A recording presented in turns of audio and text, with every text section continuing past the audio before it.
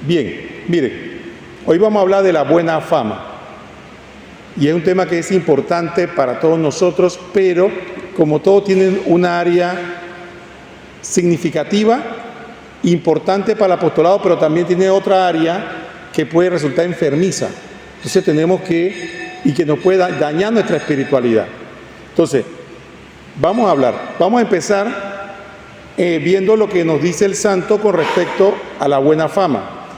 El título del capítulo realmente es esto, para los que desean buscarlo, se llama ¿Cómo siendo humilde se conserva la buena fama? ¿Y por qué puso él ese título? Porque igual pasa con otros aspectos. Por ejemplo, hay gente que piensa que ser humilde está mal vestido. Entonces, yo soy más humilde porque yo ando mal vestido, pues. Sí, yo soy más humilde porque los que se arreglan bien son orgullosos, son vanidosos. Ven los extremos. Entonces, igual pasa parecido, ¿no? Entonces, hay gente que cree que no tener buena fama o dejar que todo el mundo diga de ellos lo que quiera es ser humilde. Y eso veremos que no tanto es así. Hay que tener un equilibrio entre no preocuparse tanto por la valedura, pero tampoco permitir que le manchen la reputación. Entonces, hay ese equilibrio importante. Por eso dice él, cómo ser humilde y conservar la buena fama. Bueno, vamos a empezar con algunos términos para aclarar. Él habla de la alabanza, el honor y la gloria.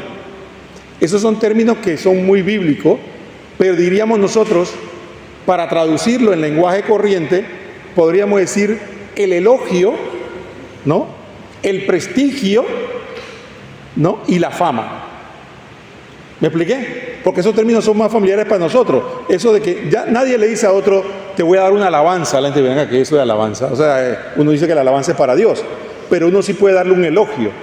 Tampoco en estos términos no se habla de honor, se habla de prestigio. Mucha gente habla de mi prestigio como profesional, como madre, y también muy poco se habla en el lenguaje común de la gloria, sino de la fama. Hasta qué punto uno es conocido y reconocido.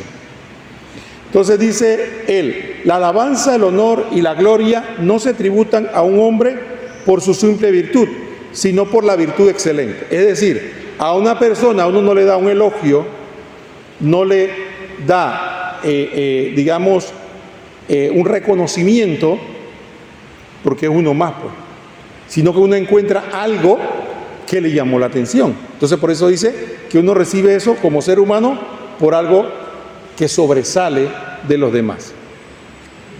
Entonces, diríamos nosotros que el elogio o la alabanza busca que se aprecie la excelencia de alguien.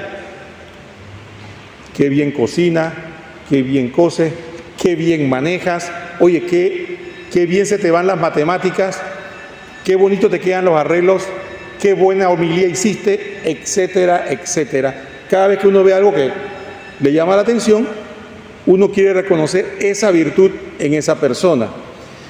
El honor, o diríamos el reconocimiento, es el aprecio que nos tributamos a nosotros mismos y a los demás. ¿Por qué? Por un conjunto de ¿qué? De buena virtud, ¿no? O sea, nadie dice yo soy una porquería. Ve, todo el mundo reconoce que tiene algo bueno y por eso, y uno le dice eso, prestigio, ¿no? Es el prestigio que yo tengo, ¿no? Entonces, pero también, de alguna manera siempre el prestigio es por algo bueno, ¿no? Cuando uno hace malo, que tiene mala fama. Fulano siempre llega tarde. Eso como que no es prestigio, eso es mala fama. Entonces, y tenemos la gloria, que dice el santo, a mi modo de ver, no es otra cosa que cierto resplandor de la reputación que irradia del conjunto de muchas alabanzas y muchos honores. Es como decir, ya, lo que nosotros decimos, buena fama, ¿no? Alguien que tiene buena fama en lenguaje común, ¿no? Entonces, que la gente le prodiga admiración porque tienen ya no una virtud, sino muchas virtudes, ¿no? Y muchos realidades propias que brillan, que hacen que esta persona, uno diga, no, esta persona para mí, en ese aspecto.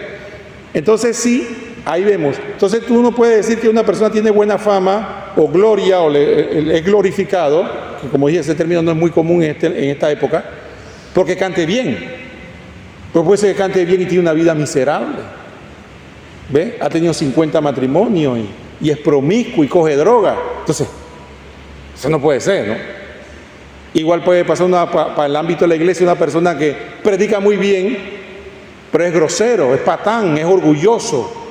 Entonces, eso no puede tener buena fama. Tiene que ser el conjunto. Y por eso dice que es la acumulación de las virtudes y de las realidades que brillan en nosotros. Entonces, eso es lo que llamamos nosotros de alguna manera buena fama, o él llama acá la gloria. Entonces, hay un elemento aquí importante que podemos decir. Entonces, aquí hablaremos un poco del elogio. Y en la Iglesia Católica pecamos de tacaño. Tacaño. ¿Por qué? Porque alguien nos ha enseñado a hacer. Dice, hay una ley por allá de Pareto, que dice que cuando uno soluciona el 20% de los 20% de las realidades, soluciona el 80% del otro problema. Bueno, esa proporción 20-80 la gente lo usa para muchas cosas. Bueno, en la Iglesia Católica es igual. Nosotros somos 20% elogio y 80% crítica. ¿Ve? Entonces debe ser al revés. Nosotros debemos esa ley de Pareto que llaman invertirla. Digamos 80% elogio y 20% crítica. Y no crítica como criticones, sino es tener espíritu crítico, y ahora lo vamos a ver. Pero ¿qué pasa? Nosotros somos tacaños en el elogio, porque ¿qué es? ¿Y cómo escondemos la tacañería? Yo no lo hago es porque después le voy a hacer daño al prójimo, porque se va a volver vanidoso. Ustedes no saben cuántos sacerdotes han podido respirar bien, porque usted ha llegado y le ha dicho, padre, qué buena homilía, pero el elogio no es hipocresía ni es falsedad. Si usted piensa que fue una porquería homilía, no diga nada. Pero si usted piensa que realmente le llegó, le tocó, hombre, dígale al padre, oye, hoy, por lo menos hoy, si no quiere decir, hoy hiciste una excelente homilía. Oye, hoy te quedaron excelentes los arreglos florales. Hoy cantaste muy bien. Hoy estás especialmente bonita. No es que todos los días estás bonita, especialmente. Hoy estás especialmente bonita, ¿no? Sí, porque hay gente que quiere que todos los días le diga, ¿y ayer? Ah, bueno, ayer no sé, pues, ya eso. Pero hoy estás especialmente bonita, y así podemos ser generosos con el elogio y ayudar al hermano. Porque a veces el hermano lo han revolcado por allá, lo han golpeado y está esperando, ve que encontraste con un hermano que lo quiere, ¿y qué hace el hermano que lo quiere? Oye, ¿qué te pasa? Estás como acabada, ¿qué te pasa? ¿Qué te pasó? Entonces sí, tenemos que aprender a hacer pero el elogio, para que tenga sentido, tiene que salir del corazón. Tiene que ser genuino y tiene que ser generoso. Por eso es importante que lo tengamos, porque eso ayuda al hermano, ¿no? Ayuda al hermano, ¿para qué? Ahora, tampoco caigamos en la trampa de que el intercambio, ¿no? Que yo le digo a la hermana, oye, qué guapa está, pero que yo estoy esperando. Y lo mío, suéltame lo mío que estoy esperando. Entonces, eso es falso elogio. Usted lo que quiere es que vamos a retroalimentarme. Qué guapa estás, dice, qué bello estás ya. Nos retroalimentamos, pero eso no es elogio. Elogio cuando uno lo da sinceramente y no está esperando que nos digan nada. Entonces uno mira en su corazón. Entonces, dicho todo esto, ahora, ¿qué pasa con la humildad y la buena fama? Dice que el santo, que aunque el buen nombre él la estima, dice que nosotros debemos pensar que, si bien es cierto, la humildad nos llama a no sobresalir, la humildad nos llama a no sobresalir, la caridad nos llama a dos realidades importantes. Uno, hacer las cosas lo mejor que podemos por amor a Dios y al prójimo, es decir, hacerla con la mayor perfección y también tener buen prestigio, buena fama por el testimonio, para no ser escándalo para los demás. ¿Me expliqué? Entonces hay que tener el balance. Si por un lado la humildad me llama a no querer sobresalir ni creerme mejor que los demás, la caridad sí me llama a hacer las cosas con la mayor perfección que yo pueda, por amor al prójimo y a Dios, o al revés, por amor a Dios y al prójimo, y además de eso, conservar la buena fama o el buen nombre o el prestigio por ser testimonio o de alguna manera luz para los demás. Recuerden lo que el Señor nos dijo, ¿no? Nadie pone una lámpara encima de la mesa para taparla. Nadie pone una luz, una ciudad iluminada para que nadie la vea. Entonces dice el Señor que tenemos que hacer buenas obras para que la gente cuando las vea, al ver nuestras buenas obras, alaben a Dios. Entonces, he ahí el equilibrio importante. Entonces, ¿qué pasa? Voy a poner un ejemplo un poco chusco, pero imagínense ustedes que yo vengo a hablar a ustedes y yo tengo fama de que yo soy adúltero. Y yo, a mí no me importa porque digan la gente, porque yo soy humilde, pues. Oye, pero espérate. ¿Cómo tú permites? Y te quedas callado encima. No dices ni siquiera que es mentira. O un sacerdote que permita que tiene muchas mujeres, pues. ¿Me explico? Gracias. La coherencia. Entonces, por eso es más importante la caridad que la humildad, porque la caridad o el amor al prójimo es más importante que la humildad. Por eso, inclusive, a costa de ello, es importante custodiar, cuidar, la buena fama. He ahí porque a lo largo de la historia la Iglesia ha enseñado que uno tiene que ejercer la prudencia. ¿Por qué? Porque si, por ejemplo, yo salgo en televisión, hablo en Radio María, vengo a hablar aquí, entonces ya hay lugares que yo no puedo frecuentar. Aunque yo no vaya a hacer nada malo. ¿Por qué? Por caridad con el prójimo. Porque si alguien se me ve llegando a un lugar de esos, entonces mi buena fama se va a perder, y ya no por un asunto de orgullo, sino de lo que pueda afectar a los demás. ¿Me explico? Entonces, uno debe cuidar su buena fama no por un acto de orgullo personal, sino por un acto de caridad, del bien del prójimo.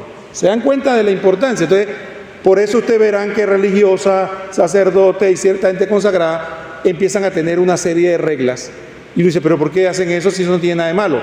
Precisamente por caridad. Se privan de cosas por caridad al prójimo. Entonces los laicos debemos hacer lo mismo. No se trata de categorías de buenos o malos, sino si esto edifica, esto puede afectar mi buena fama, esto puede, porque puede ser que alguien te ve y tú no sabes. Entonces, ¿qué pasa? Debemos reconocer que la reputación o la buena fama es uno de los fundamentos de la sociedad humana. Todos tenemos reputación, ¿qué? Personal, profesional, aquí en la iglesia y en todos los ámbitos. ¿Ve? Nadie quiere que le manchen su reputación profesional. Todo el mundo quiere que le reconozcan que es alguien confiable, alguien que hace bien su trabajo. Nadie quiere que le manche su reputación familiar, matrimonial. Entonces, eso es básico en la sociedad. Entonces, ¿cómo puede ser que un cristiano, un católico, es aquí, pero en la empresa tiene la fama de que no, si ese es el vago más grande que hay aquí, pues? Pero aquí en la iglesia está en todas las horas santas, en todos los eventos de la iglesia, pero entonces no tiene reputación en el trabajo, pues. O tiene una amargura, trabaja bien, pero nadie lo soporta. Pero va a la visitación. Entonces esa es la reputación que uno tiene que cuidar, ¿no? Y, por ejemplo, el otro aspecto de la reputación es que sin reputación, como hemos dicho, no somos beneficiosos para nadie, sino al contrario, perjudicial. Es lo que nosotros decimos en la iglesia, somos anti-testimonio, ¿no? Anti-testimonio, ¿no? Es como lo que uno cuenta de que de repente uno tiene un vecino que es de otra iglesia y se la pasa escuchando música evangélica a todo volumen y cantándole la gloria a Dios, pero apenas tienen un diferendo, van a la correduría. Ahí se perdió el amor al prójimo. Entonces, ¿qué impresión tiene usted de esa iglesia o de esa? Bueno, igual pasa al revés. Si usted es muy devoto de la parroquia y va aquí y va allá, y cuando llega la hora de la verdad con el vecino, forma el peleón por una situación ínfima, entonces dicen, ahí está, ¿ve? Entonces, si no tenemos reputación, no somos sino perjudiciar a los demás. Hay otro aspecto que ya lo había mencionado, que hay que evitar el escándalo, ¿no? Y entonces, por eso, cada quien debe saber qué cosas debe evitar y qué cosas no debe hacer para que no ser escándalo para otros. Dice San Pablo, en ese respecto, que él sabía, por ejemplo, poniendo el ejemplo, que él sabía que comer carne porque ustedes saben que en los templos paganos, en esa época se mataba una red a nombre de los ídolos y después se destazaba la red y se vendía en la carnicería. ¿Okay? Y la gente iba y compraba. Pero decía él que habían cristianos que preguntaban si esa carne venía de un templo pagano o venía del matarices normal. Y si era un templo pagano no la comían.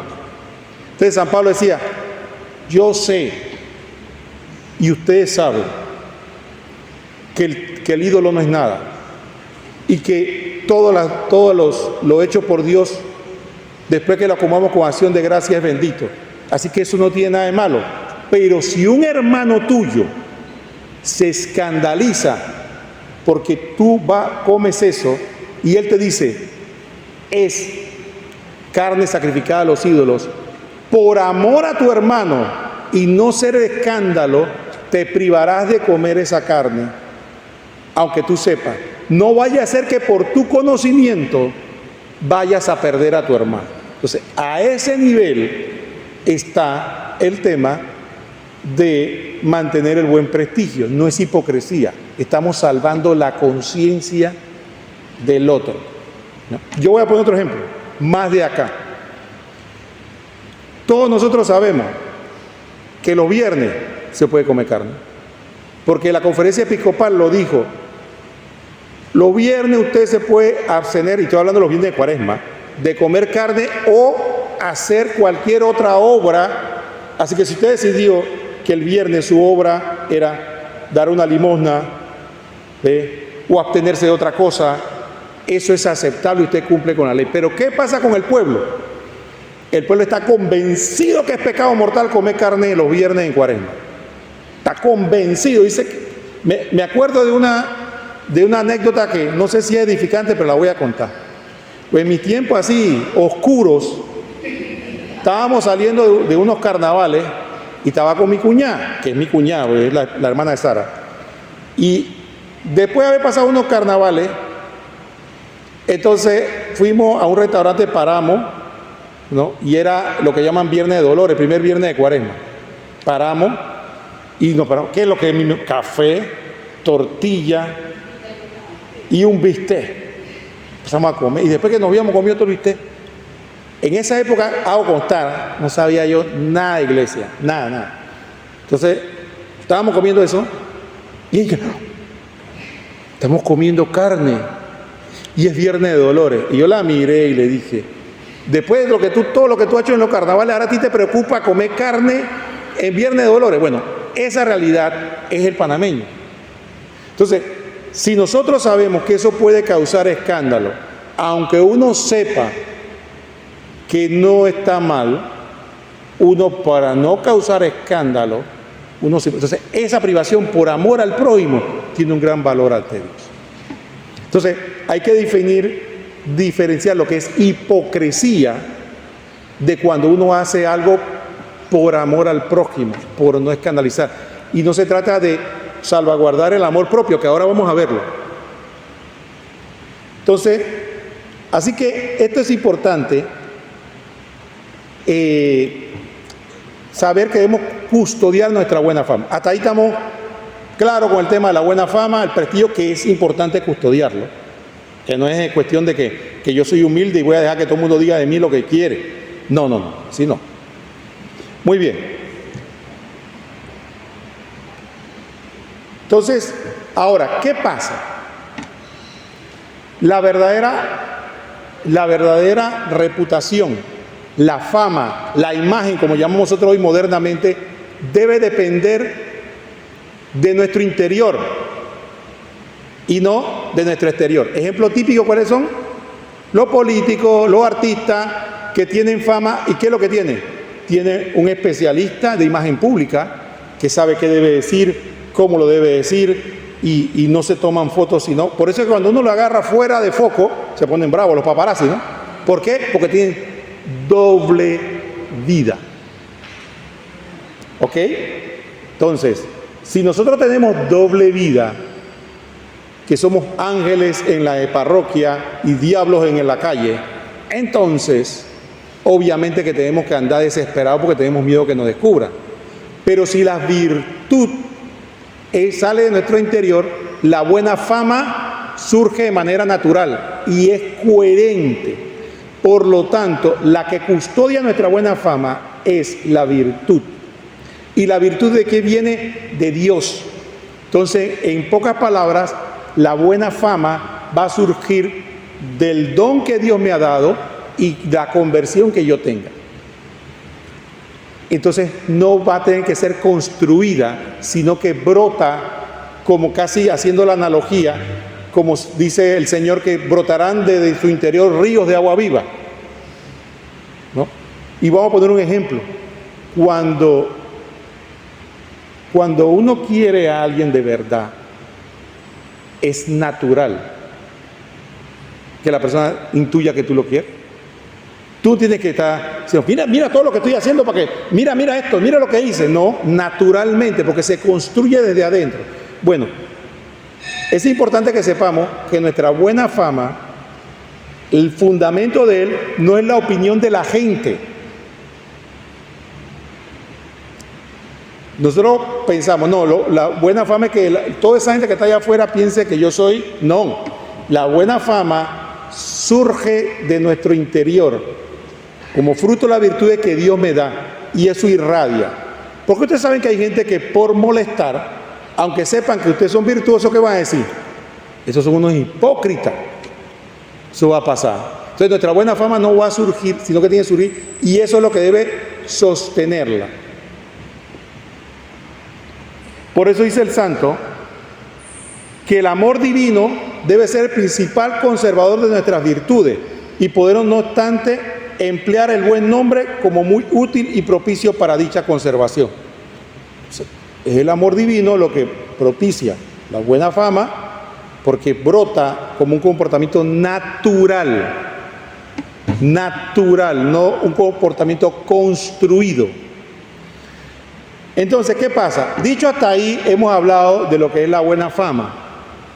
Ahora vamos a hablar de qué exageraciones podemos caer, que es la parte que muchas veces por eso confundimos o vemos incluso actitudes de algunos santos que, muy bien dice nuestro patrono, son más dignos de admirar que de imitar. Ha habido santos que en la historia que se han hecho los locos para que la gente se ría de él. Hay santos que han hecho ese tipo de cosas, incluso porque quieren demostrar humildad, o sea que no, para demostrar que no les importaba ser humillados. Pero siempre, como dice nuestro santo, nosotros no llegamos a ese grado de santidad, así que tenemos que comportarnos como gente normal. como lo que hemos dicho hasta ahora. Tenemos que cuidar nuestro prestigio, pero ahora viene sin exageraciones. Entonces, ¿qué pasa? Dice el santo que, entonces, dicho esto, no debemos ser tan celosos, y él dice, exactos y puntillosos en la conservación de nuestro prestigio. Porque los que son demasiado delicados y sensibles en lo que tocante a su reputación, terminan perdiéndola. ¿Qué pasa? Vamos a poner ejemplo. Ejemplo sencillo. A ver, díganme ustedes un ejemplo de una crítica insubsistente que no debía molestarnos, para ver cómo cuál. Que ustedes escuchen qué están diciendo de usted. Yo voy a decir una, que tan feo, pues. No sé si eso es cuestión de gusto, pues. No, somos vanidosos. Y nadie se ve al espejo diciendo qué feo eres. A menos que tiene que ir al psicólogo, pero uno se ve y uno le gusta lo que ve. Entonces, pero alguien dice, no, hombre, está feo o está fea. ¿Eso afecta la santidad? ¿Tu buena fama? No. O fulano tiene una voz chillona. O qué feo canta.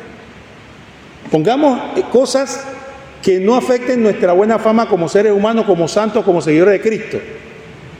Entonces dice el santo, cuando esas críticas son así, o qué mal se viste. Tú no has visto que siempre está con esos mismos suertecitos, pues. Hasta que dan lástima. Y mira el carro que tiene. Ese tipo de cosas, ve, que sabemos que son murmuraciones muy comunes y que la gente hace y que el diablo permite para ver papullando el orgullo. Hay gente que pelea hasta por la pluma. La hermana me presta la pluma y yo, esta pluma no sirve. ¿Qué te pasa? ¿Cómo que la pluma no sirve? ¿Por qué? Porque se identifica su prestigio con la pluma. O si la pluma no sirve, vamos a botarla, pues, vamos a buscar otra pluma. Entonces, si somos demasiado puntillosos y estamos demasiado identificados y nos hemos creído el cuento que somos perfectos, inmaculados y que nunca nos equivocamos, entonces ¿en qué nos vamos a convertir? En personas insoportables. Y entonces, aquella fama que queríamos conservar, que acuérdense que estamos hablando en este caso de la fama espiritual de cristiano, la vamos a perder. Porque vamos a decir, esta persona no se le puede decir nada, pues. Y de eso caemos el papa, el cardenal, el obispo, el cura, el diácono, la religiosa y los laicos, todo. No es que nada más los laicos, pues como yo lo he dicho en otros alares, hay curas que no se le puede decir nada, pues. Entonces, ¿qué piensa el pueblo? No, él da buena homilia, pero no lo aguanta nadie, así que santo no es. Entonces, ¿qué pasa? Entonces, tenemos que saber qué cosas de nuestra buena fama hay que defender y qué cosas son como picada de mosquito y que tenemos que ofrecer. ¿Ven la diferencia? Entonces, cuando uno dice que no debe ser tan puntilloso con su buena fama, significa que uno debe discernir qué cosa uno le puede permitir al pueblo, pues, que digan de ti, ¿no? ¿Cuántas veces, yo no sé ustedes, pero yo sí te digo, cuántas veces después no se encuentra gente, oye, tú sabes que yo tengo que decirte que yo antes hablaba y yo pensaba esto de ti, pero ahora que te he conocido he cambiado? Pero si nos agarramos a puñete por el hermano porque hizo un par de comentarios y nosotros nos enteramos, nunca nos vamos a acercar. ¿No? Permitamos que nos conozca o nosotros conocerlo a él. Y no podemos juzgar a una persona por un par de murmuraciones, porque si de eso se trata, aquí nadie puede tirar la primera piedra. Y que yo nunca he murmurado, yo nunca he hablado, yo nunca he criticado, pero cuando la crítica es nuestra dice, usted es una mala persona porque mira lo que he dicho de mí, esto y esto. Entonces si fuera así, digo, yo también soy mala persona, porque yo también, tal vez de ella no, pero de esto también he hablado. Entonces tenemos que tener ese equilibrio.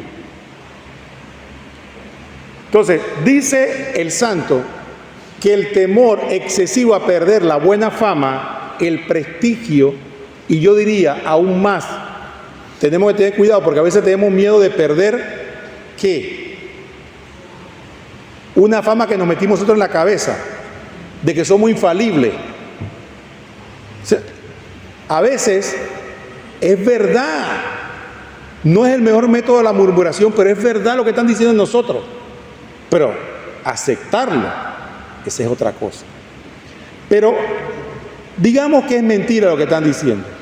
Dice el santo que eso significa una desconfianza a Dios, porque volvemos a lo mismo.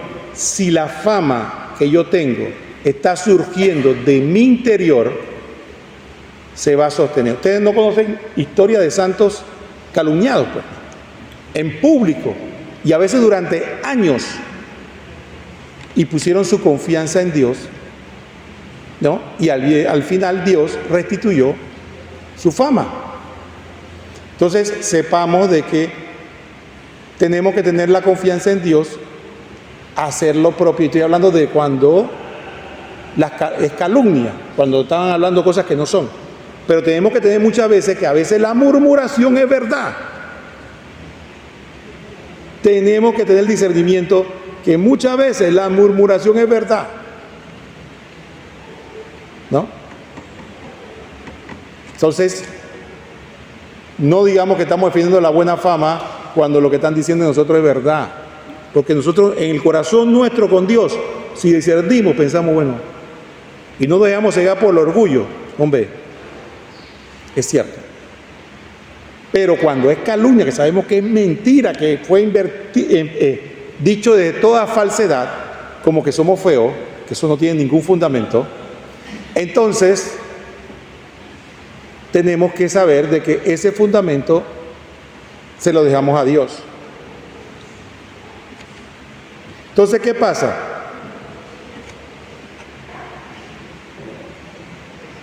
Ok. Hay otro aspecto que tenemos, eso estamos hablando. Ahora, hay veces que hay críticas de cosas superficiales, ¿no? Hemos dicho que tenemos que aprender a sufrirlas. Y el que emprende este camino tiene que saber que hay que sufrirla. Son como las moscas y los mosquitos que nos van a tocar. Y que Dios va a permitir conforme avancemos para que nos vayamos entrenando.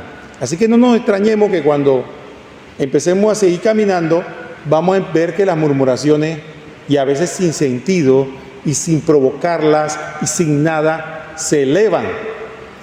Pero ¿por qué él está intentando? Yo no le he hecho nada. Si le hiciste algo. Empezaste a echar hacia atrás la oscuridad. Y entonces cuando tú empiezas a echar hacia atrás la oscuridad, los hijos del demonio no se van a quedar tranquilos. Eso es así. Entonces alguien dice, ¿y usted está hablando? Sí, Jesucristo lo dijo. Los hijos de la tiniebla son más astutos que los hijos de la luz.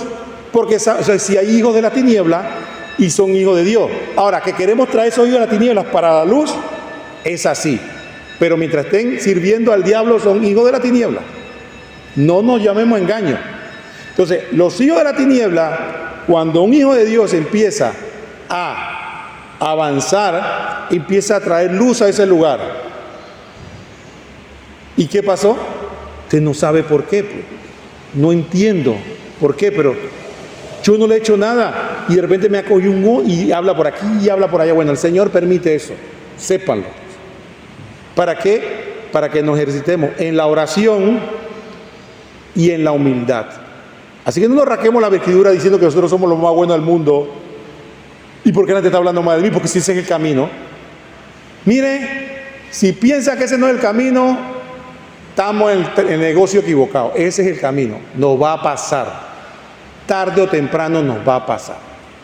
Entonces tenemos que estar preparados. Por eso venimos a la escuela de espiritualidad, para que cuando pase no nos rasguemos las vestiduras. Claro que va a haber agotamiento, claro que va a haber cansancio, claro que vamos a quejarnos con el Señor, que nos vamos a tener que confesar, claro, pero sabemos que ese es el camino.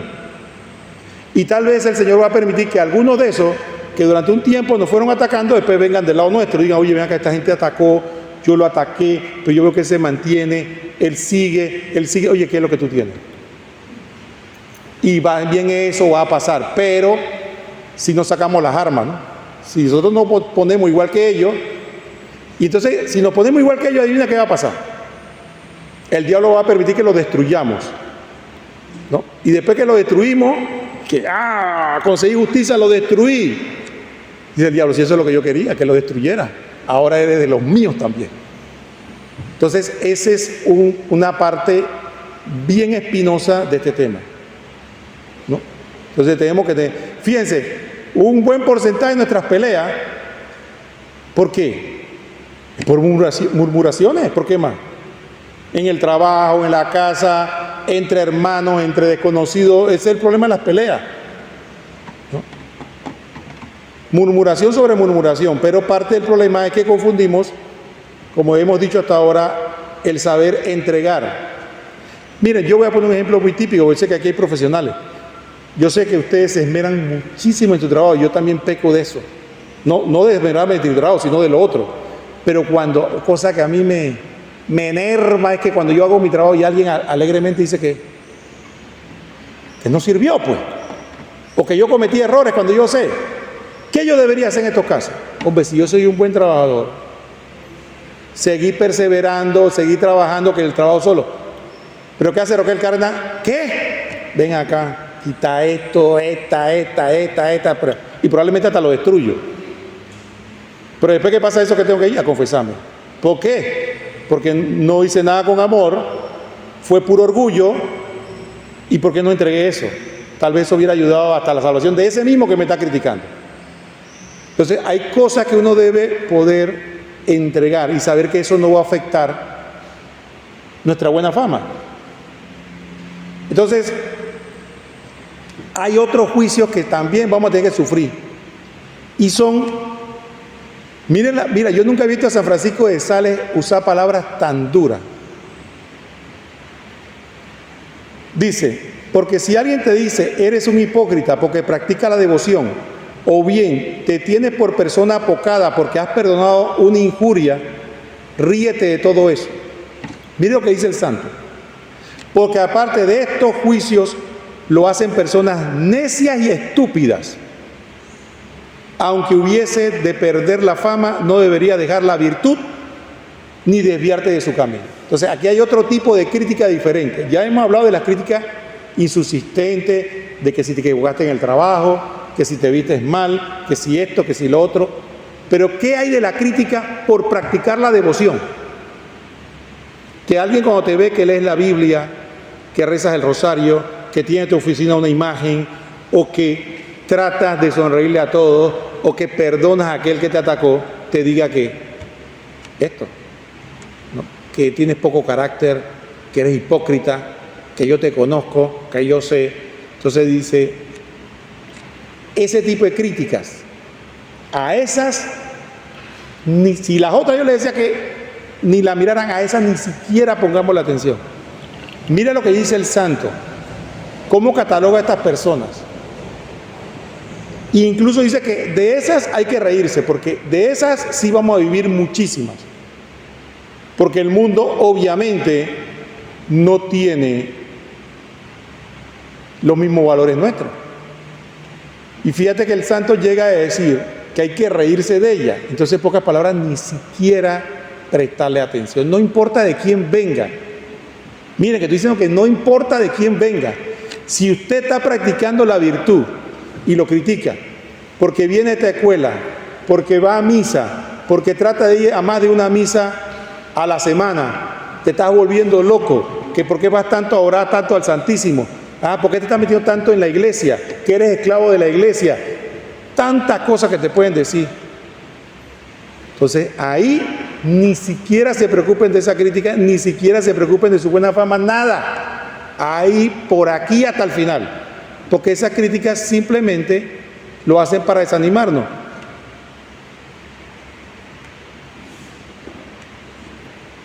Mire,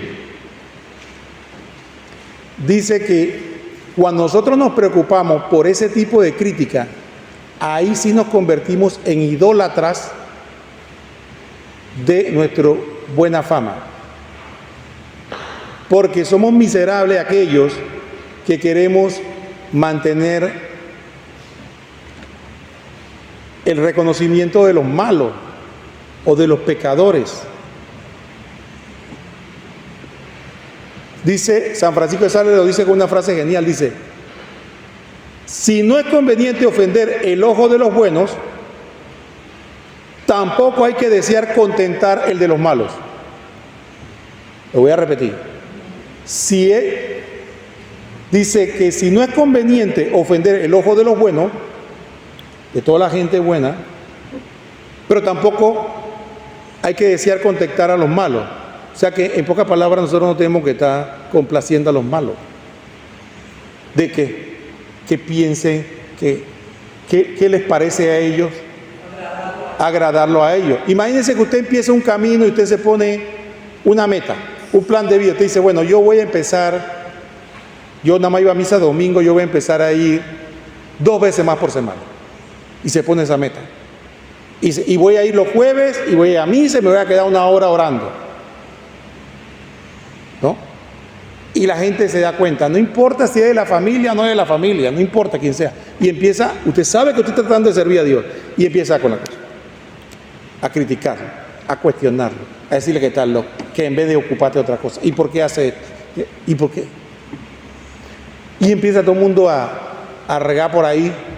Hay 2 cosas que van a pasar, como yo siempre he dicho. La primera, de que esas críticas son insubsistentes ni tienen valor, porque nosotros estamos tratando de complacer a Dios. Y si estamos seguros que lo que estamos haciendo no daña a nadie y es para agradar a Dios, entonces ¿por qué me preocupan las críticas? Pero lo otro importante es la fuerza de carácter, que es indispensable, que es lo que en la Biblia llaman los violentos. Es la fuerza de carácter de poder soportar la adversidad y mantenerse firme. ¿Qué significa? Que los agresores, en ese sentido, si usted se mantiene firme a pesar de las críticas, firme a pesar de los cuestionamientos, firme a pesar de la murmuración, se van a cansar de ladrar.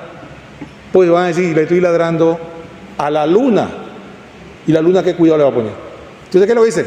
Tú no tienes remedio, ya. A ti ni voy a perder tiempo contigo. Que se cansó ya. Porque dice, no va a cambiar por lo que yo le diga. Entonces tenemos que tener cuidado de no ser muy susceptibles de eso. Y entonces, ¿cómo le damos pábilo? Cuando vamos y le reclamamos, pero ¿por qué habla mal de mí? Porque déjame, no me critique. Tú nada más tienes que ser, cuando son cosas de Dios, tienes que ser firme el carácter. Sí, mire. Yo aprecio que tú quieras, pero yo no estoy de acuerdo contigo. ¿Y sabes qué? Eso no va a cambiar. Di lo que te dé la gana, pero no va. Eso no lo voy a, como dicen en las empresas, eso no es negociable. Ya, eso no es negociable, así que ni lo discutamos porque yo no voy a cambiar a Dios por ti. Sencillo. Cuando tú haces eso, la persona puede sentir, pero al final dicen, ya se volvió loca o loco, ya no hace caso, ya. Y ya. ¿Por qué? Porque demostramos fuerza de carácter. Esa es una prueba que tenemos que vencer. Entonces, miren, por lo tanto, hay otra cosa que tenemos que tener siempre presente. Y ya para ir cerrando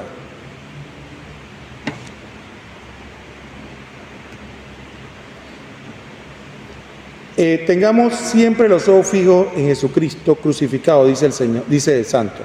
Caminemos en su servicio con confianza y simplicidad, pero prudente y discretamente. Él será el protector de nuestra reputación. Siempre tengamos eso presente. Si nosotros estamos siendo fieles con Él y tenemos el discernimiento que hay que discernir, que no estamos haciendo nada malo, tenemos que ser perseverantes y firmes.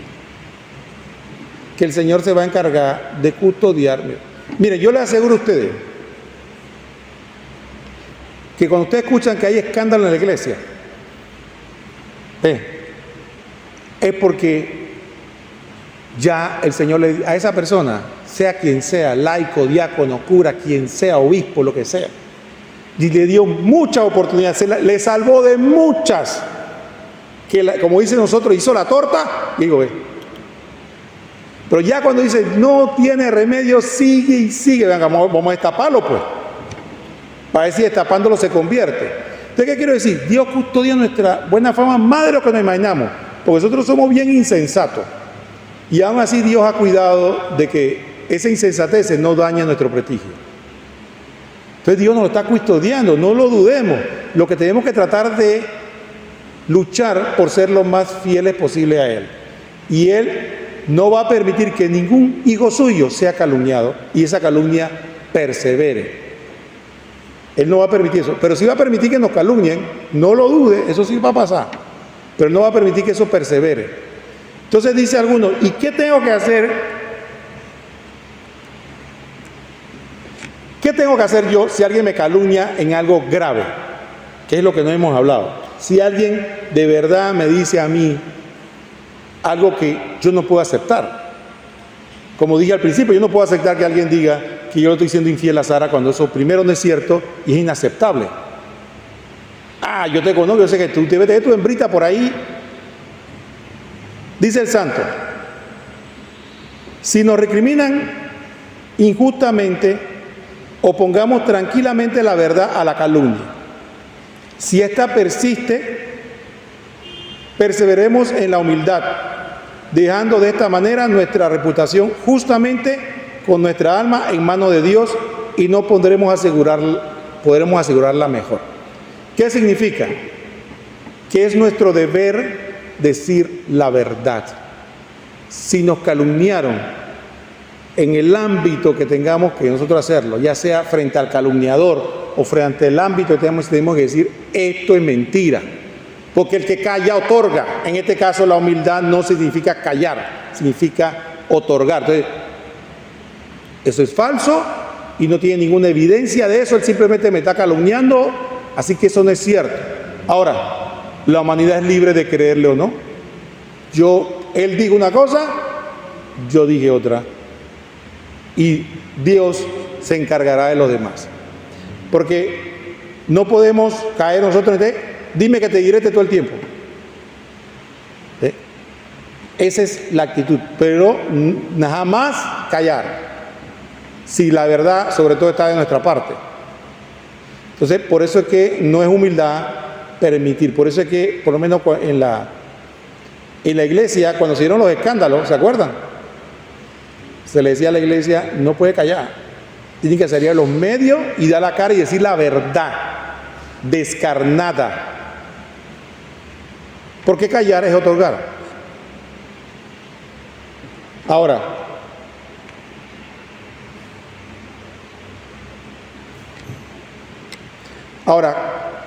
cosas por las que, casos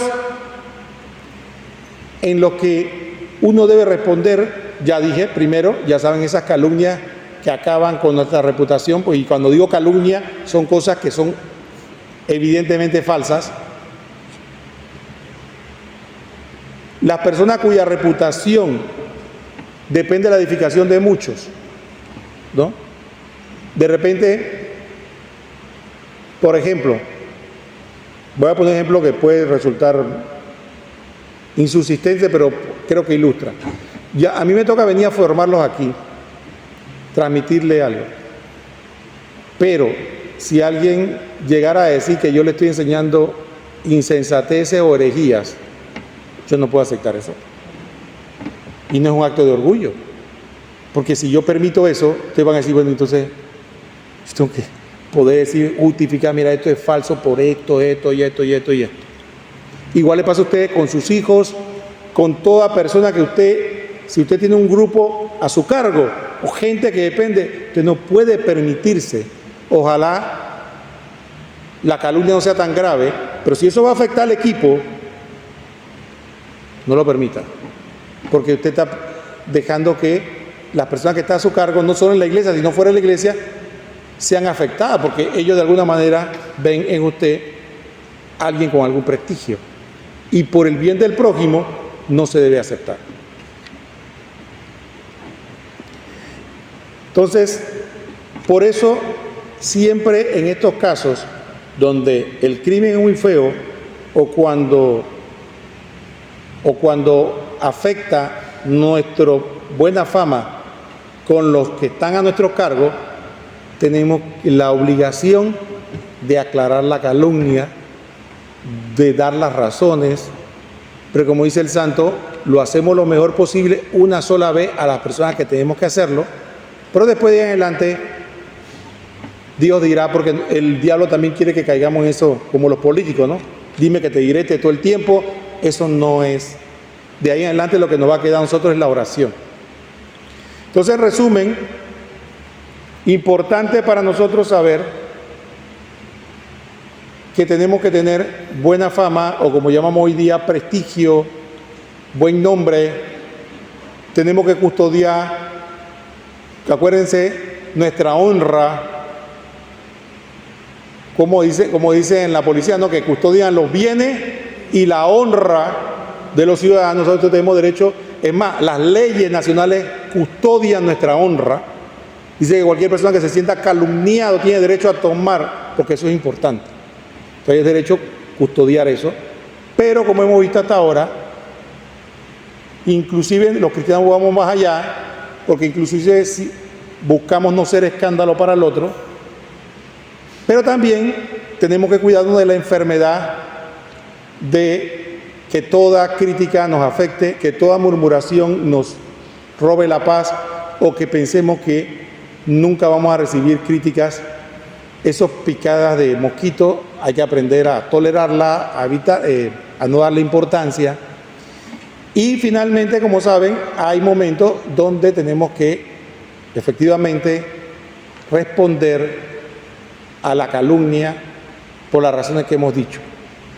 Cuando es muy grave, cuando afecta el prestigio con los demás, tenemos que responder para que podamos conservar lo tan valioso que es la luz que el Señor nos está permitiendo irradiar en las áreas que estamos.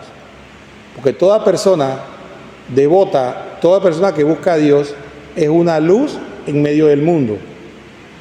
Y esa luz incomoda a los que no están en la luz.